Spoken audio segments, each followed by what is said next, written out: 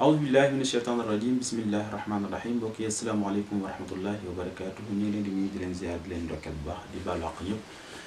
di rafetlu ànd bi ngeen ànd ak seen chaîne bii di Alxuraan Karim Zikr wa Chifa tey ñëw ak yéen ci beneen bunt mu dellu ci gént gis mburu ci gént yi gën a am solo ci li doomu aadama di gént ci la bokk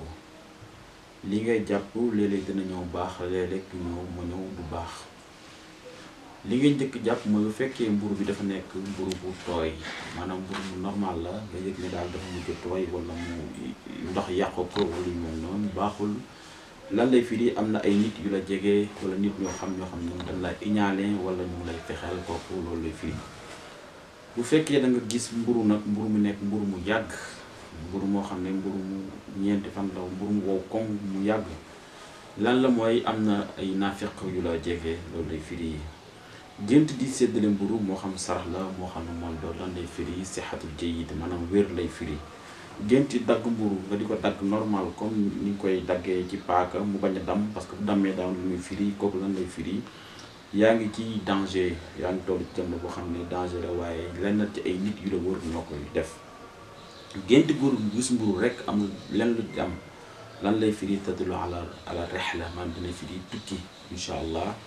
bu fekkee da nga gis mburu moo xam ne nag amatul couleur mburu yi nga xam ne mburu mu jaune wala mu weex waaye mburu mi amatul couleur boobu dafa dem ba am couleur bleu wala noir wala violet wala yu mel noonu kooku baaxul lan lay firi ay problème ay jafe-jafe ak yi xat-xat lay firi. gént di lekk mburu ci jigéen ju ëmb mawlud zakar lan lay firi mooy doom bi nga ëmb yàlla dana la may doom bu góor incha allah. géntu mburu waaye mburu mi nekkatul muy si mburu comme yi nga xam dafa nekk ay pain au lait wala mu nekk xeetu mburu yooyu ñuy liggéey ci defar ci fast food yi wala yu mel noonu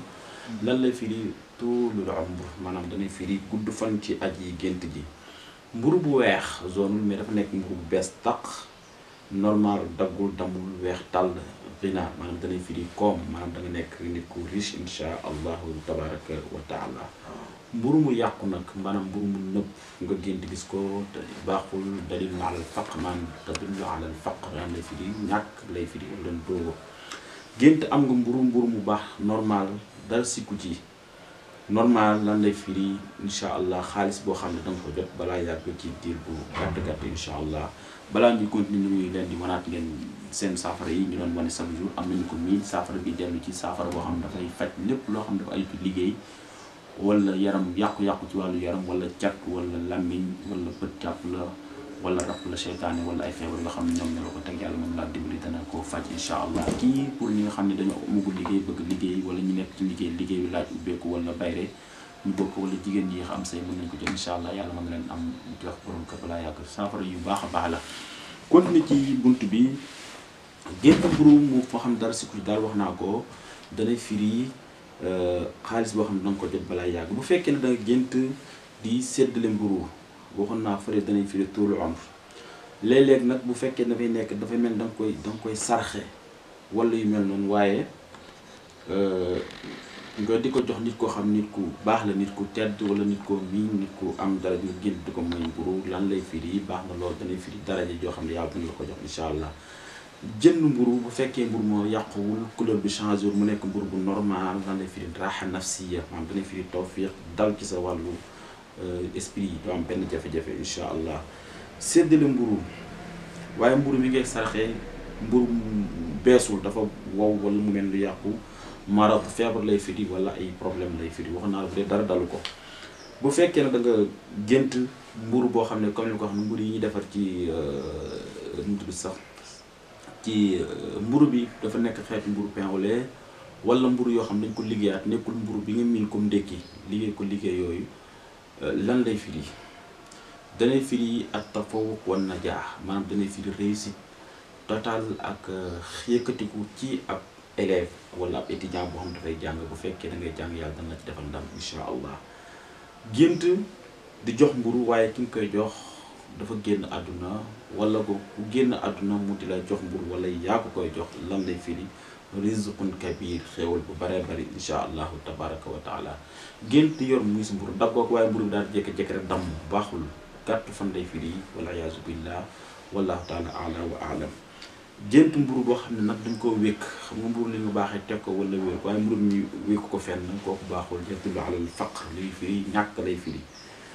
génn mel ni yaa ngi lakk mburu li muy génne ci fóot bi nga du ko génnee tuul umr tudd fan lay firi. xale bu jigéen boo xam ne amagul borom kër mu gént